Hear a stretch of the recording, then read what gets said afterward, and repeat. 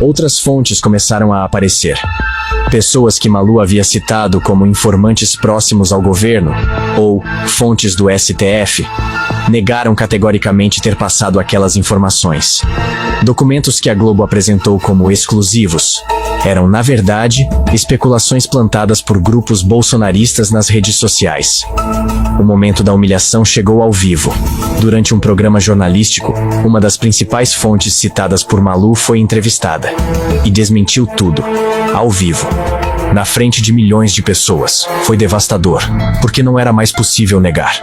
A narrativa tinha caído. As redes sociais explodiram. Em minutos, a hashtag Malu mentiu era trending topic nacional. Não eram apenas bolsonaristas ou petistas, era todo mundo. Jornalistas, analistas políticos, cidadãos comuns, todo mundo percebendo que tinham sido enganados, que aquelas reportagens não eram jornalismo, eram fake news com carimbo da Globo. Colegas de profissão começaram a se distanciar publicamente. Jornalistas que antes defendiam Malu agora pediam explicações. A pressão se tornou insuportável.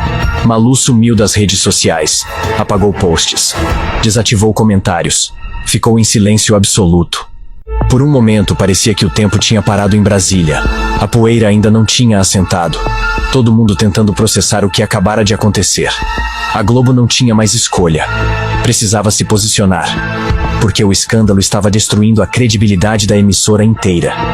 E quando finalmente se posicionou, foi para anunciar uma revisão editorial completa e o afastamento temporário de Malu Gaspar. O alívio foi imediato. O público brasileiro respirou fundo, porque aquilo representava algo maior. Fake news não vencem, mentiras não se sustentam, e jornalistas que se vendem para agendas políticas pagam o preço. Mas a pior parte ainda estava por vir para ela. Malu Gaspar foi obrigada a fazer uma nota pública. Não porque quis, não porque teve um momento de consciência, mas porque a pressão era insuportável. A Globo exigiu, os advogados aconselharam, e a única saída era confessar. A confissão veio em formato de texto publicado nas redes sociais e reproduzido nos veículos da Globo. E foi explícita. Malu reconheceu que publicou informações não verificadas. Admitiu que suas reportagens tinham viés político e não seguiam os padrões jornalísticos esperados. Confessou que caiu em narrativas plantadas por grupos de interesse. Mas o mais humilhante de tudo foi a retratação pública sobre Alexandre de Moraes. Malu teve que escrever com suas próprias palavras que as acusações contra o ministro eram infundadas, que ele não estava abusando do poder, que ele estava, na verdade, defendendo as instituições democráticas contra ataques coordenados. A reação em Brasília foi mista. Alívio por um lado, porque a verdade tinha vencido. Indignação por outro, porque não era possível que uma jornalista da Globo tivesse chegado tão longe sem que editores e diretores soubessem. Pedidos de punição exemplar começaram a surgir. Movimentos populares exigindo responsabilização criminal. Porque não é brincadeira. Informações falsas destroem reputações, desestabilizam países, matam democracias. E o golpe? O plano articulado por Trump e Bolsonaro desmoronou completamente. Porque sem a narrativa midiática legitimando os ataques, não havia mais base para criar crise institucional. A operação foi exposta. Os envolvidos foram identificados. E o Brasil resistiu. A Globo anunciou não apenas o afastamento de Malu, mas uma revisão completa de seus processos editoriais. Porque a emissora sabia que sua credibilidade estava em jogo. E perdeu muito. Perdeu audiência. Perdeu respeito. Perdeu a confiança de milhões de brasileiros que agora questionavam tudo o que saía de lá.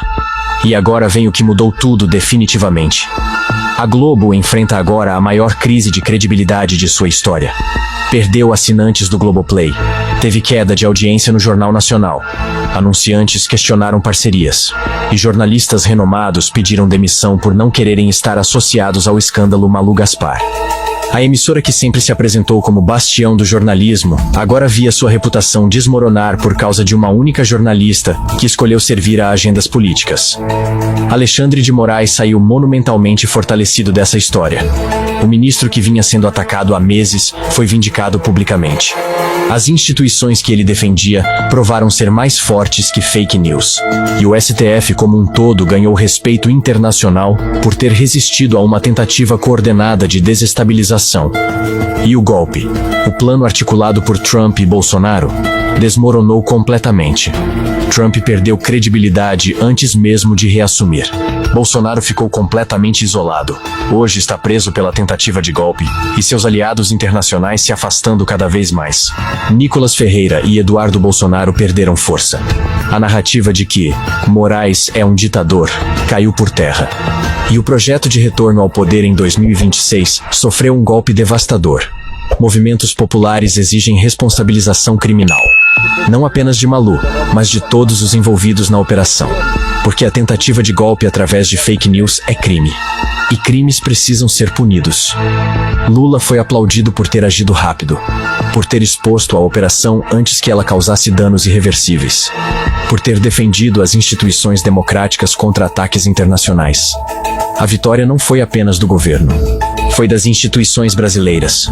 Foi da democracia. O que acabamos de ver aqui não é apenas mais um escândalo político. É a prova de que golpes modernos não usam tanques nas ruas. Usam fake news. Usam jornalistas vendidos. Usam a credibilidade de grandes veículos de mídia para legitimar mentiras. A confissão de Malu Gaspar vai além da queda de uma jornalista. Significa o fracasso de uma operação internacional de desestabilização e mostra a vitória da verdade contra a mentira. A humilhação pública de Malu não foi um ato de vingança. Foi consequência natural de suas escolhas. Ela escolheu espalhar fake news. Escolheu atacar instituições democráticas.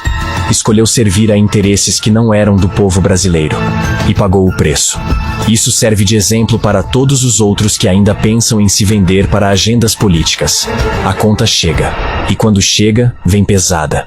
Mas a vigilância precisa continuar, porque eles não vão desistir. E novos Malus Gaspares vão aparecer, prontos para vender suas canetas para quem pagar mais. E essa confissão levanta uma pergunta ainda mais explosiva. Quantos outros jornalistas estão sendo usados nessa mesma rede de desinformação internacional? Quem mais está recebendo ordens, plantando narrativas, fabricando crises?